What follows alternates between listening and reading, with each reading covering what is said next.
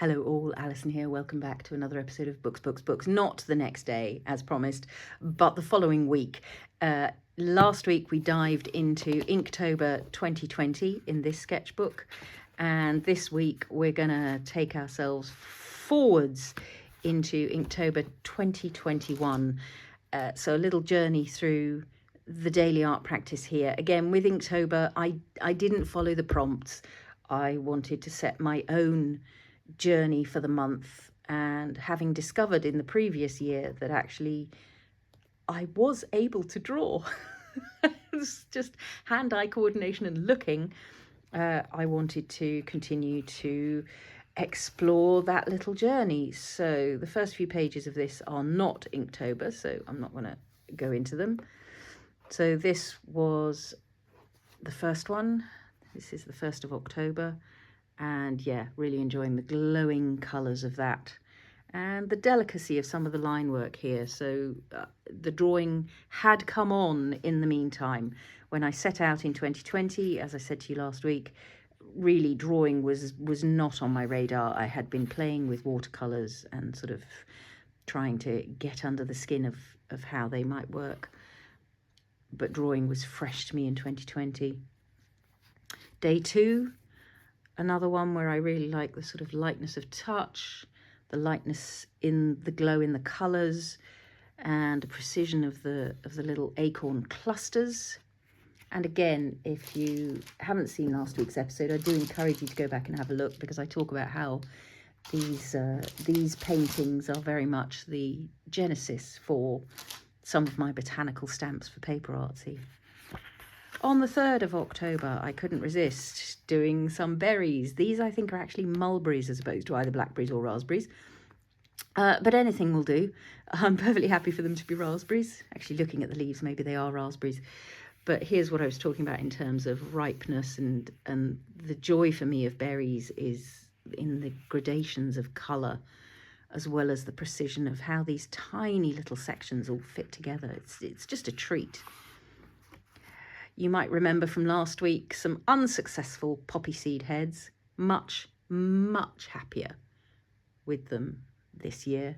I love the colours on this. I love the use of the moon glow. That's definitely Daniel Smith moon glow, creating some shadows in there along with probably shadow violet. But yeah, the detail of getting those clusters of holes around the tops of the heads and the shaping of the poppy seed heads, much happier with that. Here's a pear. And this one again, in terms of getting the shape, in terms of getting the precision of where the leaves lie, but above all, the shading of the dimension of the pear is one of the things that gives me great joy in that painting. And the colours, I really want to eat that. Conference pears, definitely my favourite pear. And yeah, that one I should like to eat. Really happy with the energy of the leaves in this one. I can feel the wind through the branches. This was one of those long kind of acorns. It looks as though I messed up the drawing of it, but I don't know if you've ever seen those kind of very long acorns. I'm quite happy with the texture on the cup of that actually as well. And very happy with the sort of gnarly little buds all the way along the branch. That gives me great pleasure. Just as a thing that nature has done, rather than my painting necessarily. But yeah, the joy of that kind of intricate gnarliness is really pleasurable. Some berries, and again, so similarly to last week, I don't really buy that green, but as I say, I was very keen on colour matching as I was doing these, and one of the great joys to me was getting the colours to be really precise. So I was definitely following the colours that were there. I do quite like the light side of this one, the fold in that's working quite well, I think. Aha! There's a berry any of you with my blackberries might recognise. Definitely based on the same original sketch. I went back and redrew it for the stamp, because obviously having painted it, you can't then use it to create a stamp outline. But that's definitely one of my favourites, and that's partly why it became a stamp. I really love this raggedy leaf here. I really love the shading and the light and the sort of the eaten away raspberry at the top. The birds have had that one. The ripening ones, the red, the black. Yeah, blackberries, not raspberries, beg their pardon. And the rose hips, you'll recognise those as well if you remember these very early. So again, I had to go back and redraw it, and that's the light catching that one makes me really happy, as does the energy of these twisty, gnarly leaves coming out of the rose hips there. Really happy.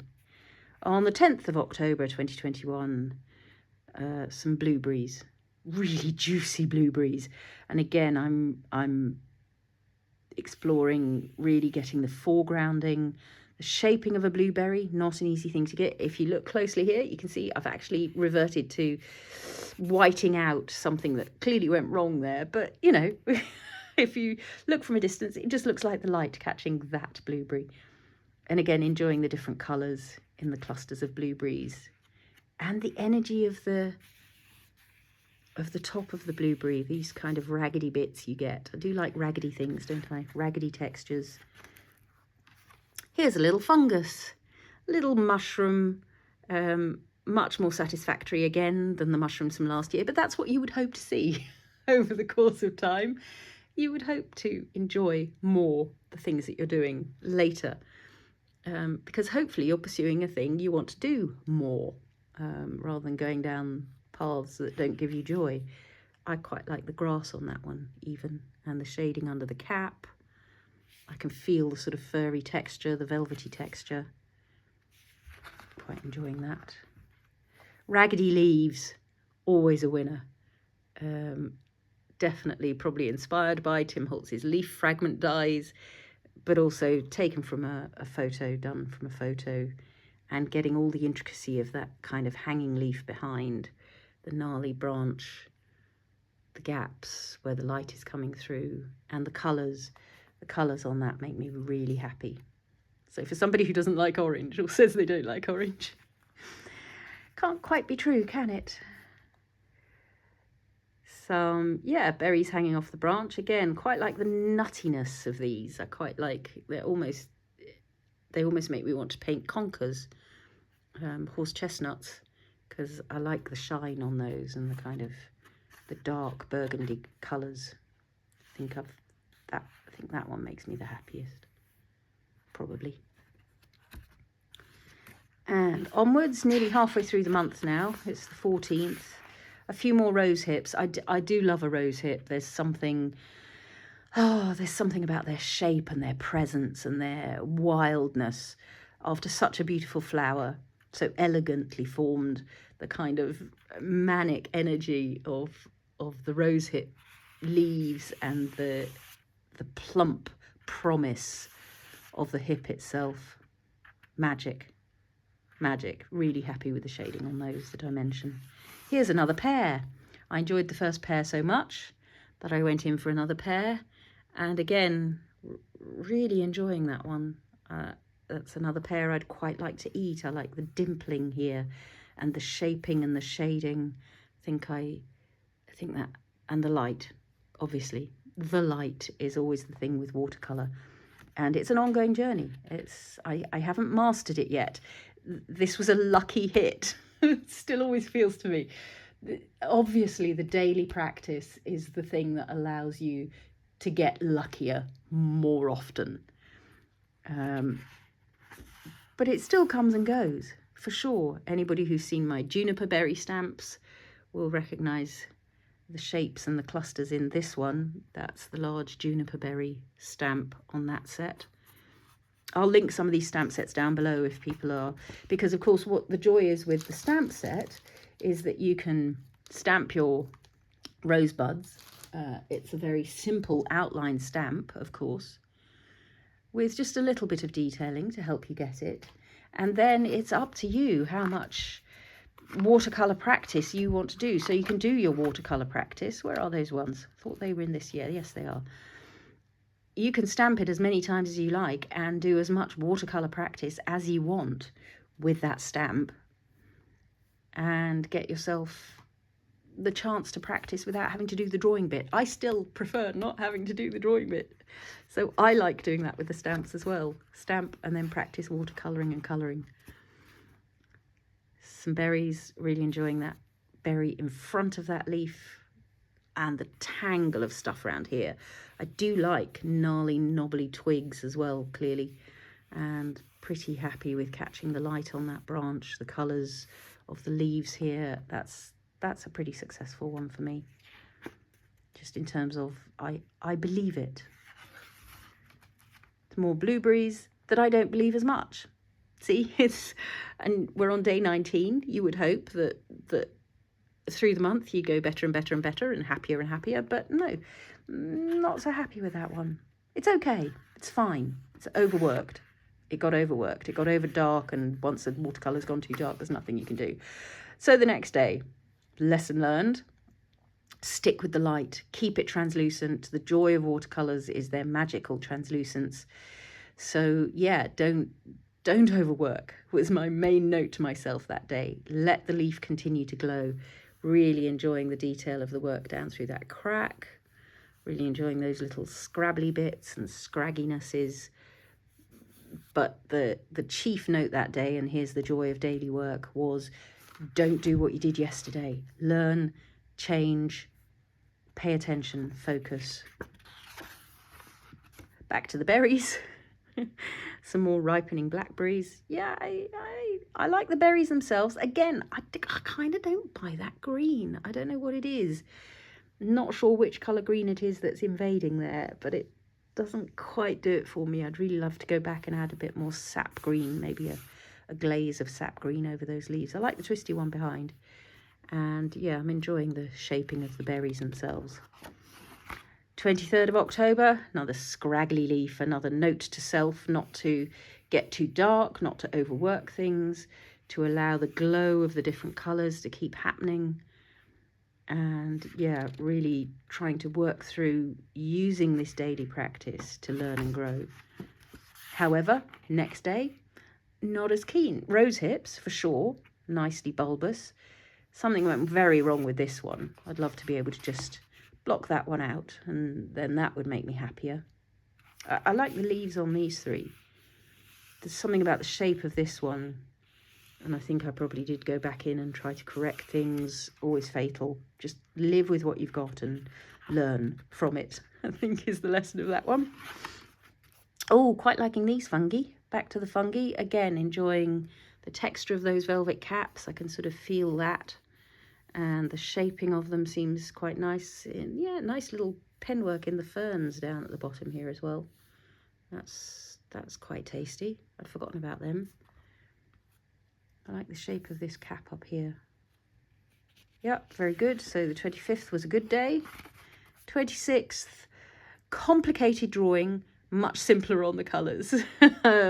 Just playing with different berry colours. I think I was just attracted to this photo because of the range of colours within those berries, and I thought that was something I'd quite like to try. Those pinks and peaches and apricots and light beiges and creams. And yeah, again, the intricacy of those twigs and where those berries are was quite a headache to draw, if I remember rightly. Yeah, this leaf, this was the sort of point of focus for me on this one, to really try and get that sense of the layered positioning of that leaf, because it really was quite twisted up and quite gnarly. And yeah, as far as that goes, that to me is successful, to get that leaf, that bit of leaf in front of the other bit of leaf. Otherwise, again, it got a bit dark, a bit overworked, but that's because my focus was sort of elsewhere that day. Hey, pear number 3. And again, really happy with the shaping on that and the shading. And I sort of really believe the dip going up at the bottom there. I believe the shape of the pear's bottom. I also really like the gnarly twisty stem at the top there. 29th, nearly there.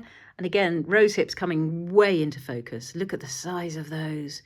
And of course, when you're working bigger, if your actual drawing is larger, there's much more room to put in lots more detail. So I think we're going to take a quick look inside this one. I think what I haven't been taking advantage of in this book is the size of the pages and really starting to work on a larger scale and explore what's possible in terms of getting more detail in the painting and in the shading when the object you're painting is that much larger.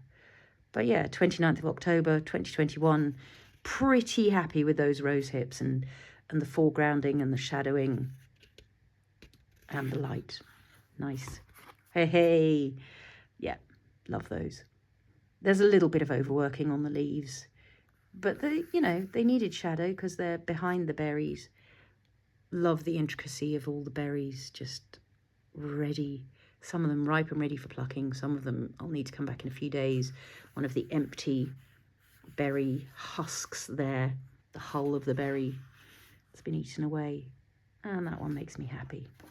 I don't seem to have done number 31. Oh, I think I went for the round number of 30 and gave myself the day off on the final one of that. So in the following years, I set off to try and do it again, but things got in the way. So this is again diving. We're not going to look at those in detail because this is what I mean about these were the early days of, yes, exploring and experimenting with watercolour, but really not with the sort of precision of eye or rigour.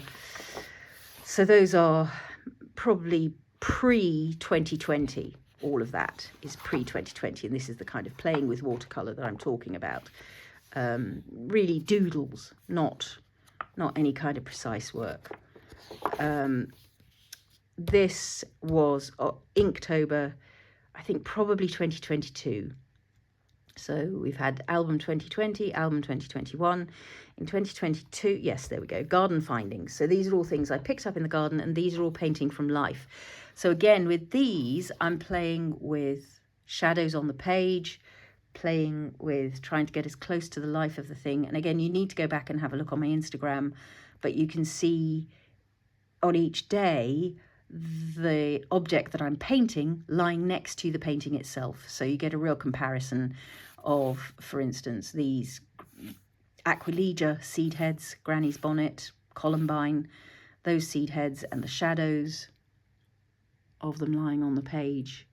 Shadows. So a lot of work with shadows, a lot of work of trying to paint the thing I'm seeing in front of me. And this was day 1, day 2, day 3, day 4, day 5, day 6, or day 1, day 2, day 3, day 4, day 5, day 6. I can't remember now which order they went in. That's a strawberry leaf there. And then I managed another week's worth, I guess, in 2022. These were gathered from both walks and the garden. Particularly happy with how this stem here is kicking up from the page on that shadow there. Nice work on the mushroom, I think. Pretty happy with that. Really enjoying the leaf colours here. The decay of that leaf, I think I caught in a way that made me happy. And really, really enjoying the coneflower. That's a dried coneflower stem from the garden. And the shadow of that. Bad hair day, I've written. That's what my hair's like on a bad day. Yeah, and I've put a note here, lesson learned, don't paint when you're not feeling well. Yeah, not a successful leaf.